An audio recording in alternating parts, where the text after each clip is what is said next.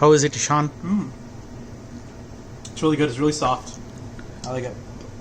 Good? Not too spicy? Nope. Okay. And very, very soft. How soft is the meat? It's very tender. Beautiful. Yeah. Thank you, baby. Hello and welcome back. Today we are going to make mutton biryani, and this is mutton biryani for two.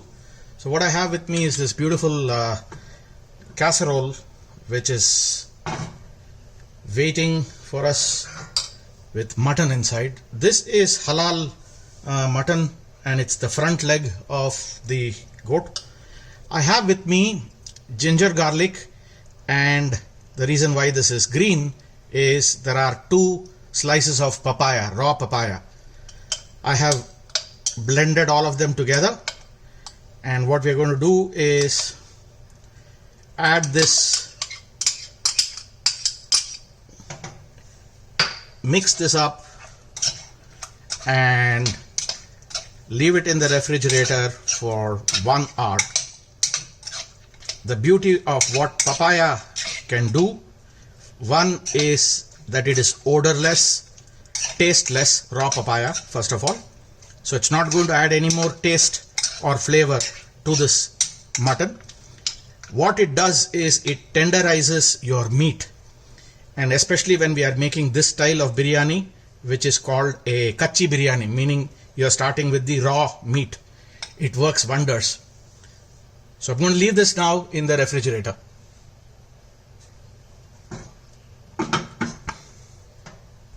Okay, so this is out after about an hour in the refrigerator. Again, you need to know that you don't need more than a tablespoon of the papaya paste to work with about 1 to 2 pounds of meat. So what we'll do is first salt this before we can start anything else. I'm just going to eyeball and roughly salt this meat here. And once we've done that, we're going to add some turmeric powder, about a 1/4 spoon. That's about a 1/4 spoon of turmeric powder. I'm going to add 1 tablespoon of Kashmiri mirch. There we go. We'll add 1/2 tablespoon of coriander powder, freshly ground. We'll also add 1/4 spoon cumin powder, just a 1/4 spoon, and about 1/4 spoon of garam masala powder. Okay, I'm not using the whole garam masala because I've stopped using that because a lot of my friends are not used to dealing with it, so they inadvertently bite into it and it turns out to be bitter. I'm also going to add a little bit of cardamom powder.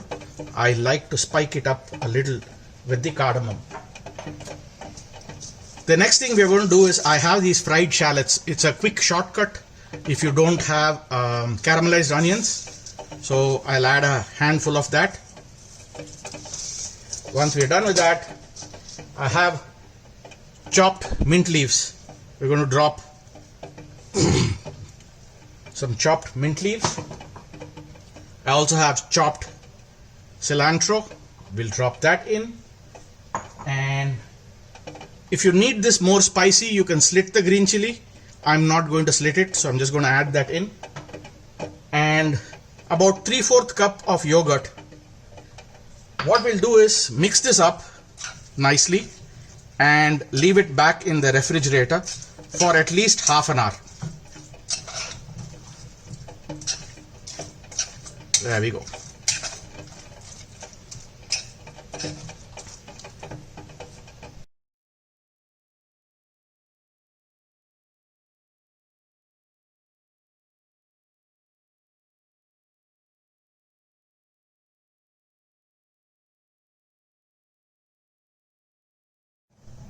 I'm also adding 1 tablespoon of salt. We will taste the salt later. This water needs to be slightly salty. The reason is that the rice will absorb the salt, and if the rice doesn't get the salt, the biryani is not going to taste very well. So we'll come back and test the salt before we can add the rice, but we'll let this boil.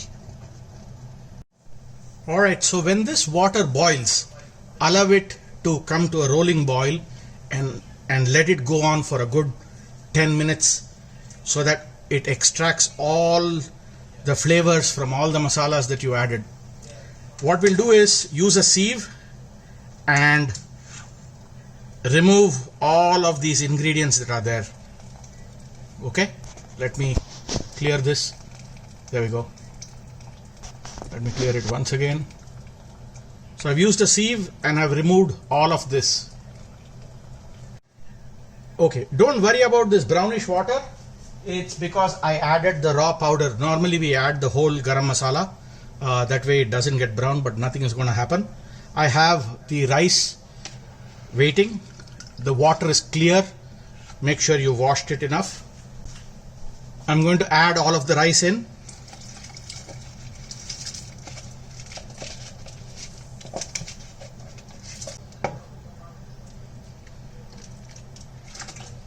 There we go. There are a couple of things that you need to understand here.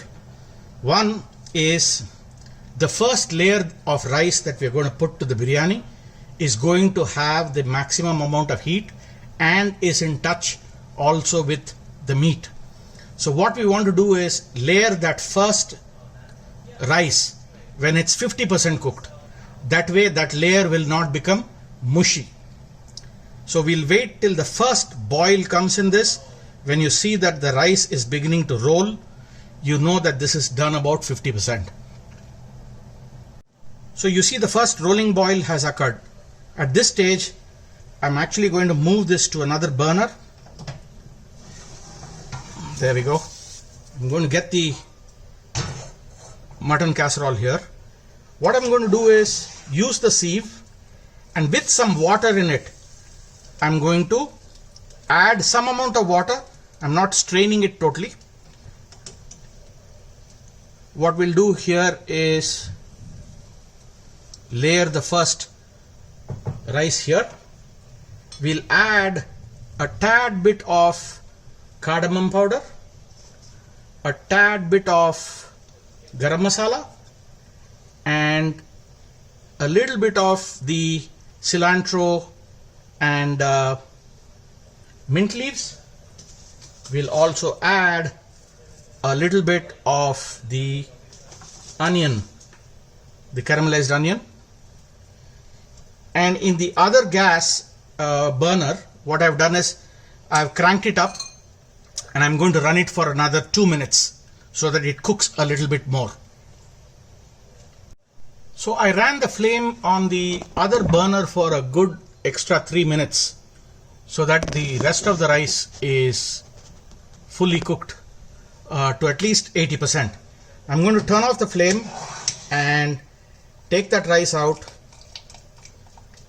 remove all of the water and layer it on top of this.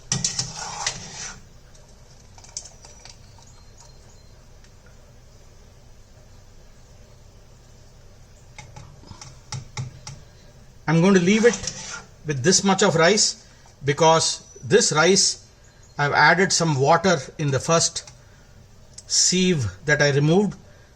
It's going to expand as the steam goes through it.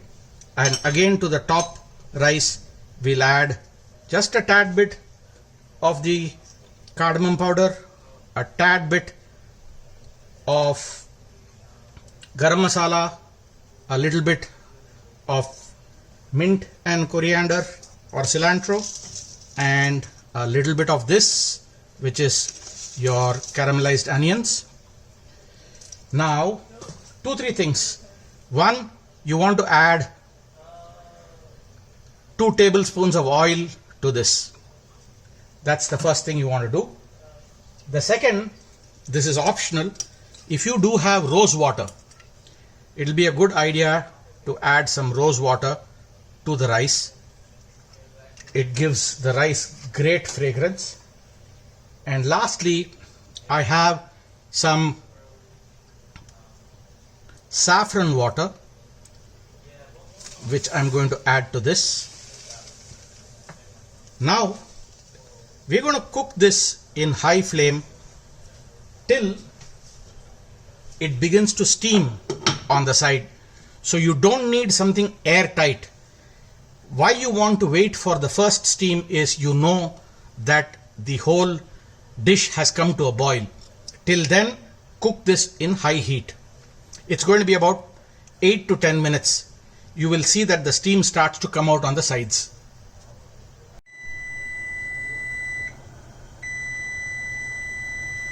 So you can see the steam beginning to escape on the side.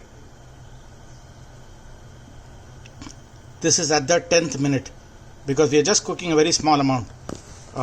This is the time when you want to simmer and now start a timer for at least 20 minutes. So we are about 20 minutes to when we started this in simmer. At this point of time, we're going to turn off the flame and allow this to sit for a good 20 minutes. Don't open this, just wait for a good 20 minutes. Okay, so we let this sit for a good 20 minutes. And since this is a ceramic bowl, it is still very hot. Here is the moment of truth. We have this beautiful biryani. What you want to do is go on the side and get that meat out. Remember that each layer of the rice has a very different flavor. The strongest flavor is right at the bottom.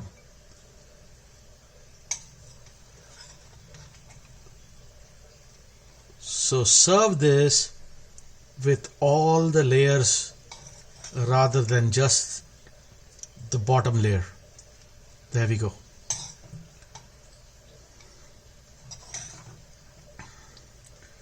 Here is this beautiful, beautiful biryani, mutton biryani. I hope you can see it. And I'm going to show you how tender the meat is.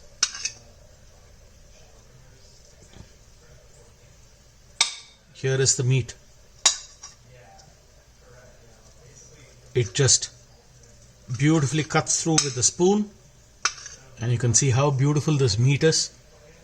It's really awesome, and all of this is because of the papaya that made this meat so soft.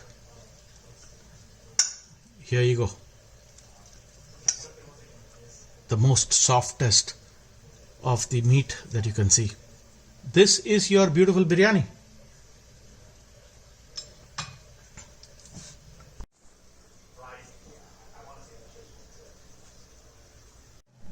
So here is what happens when you layer that 50% over the mutton.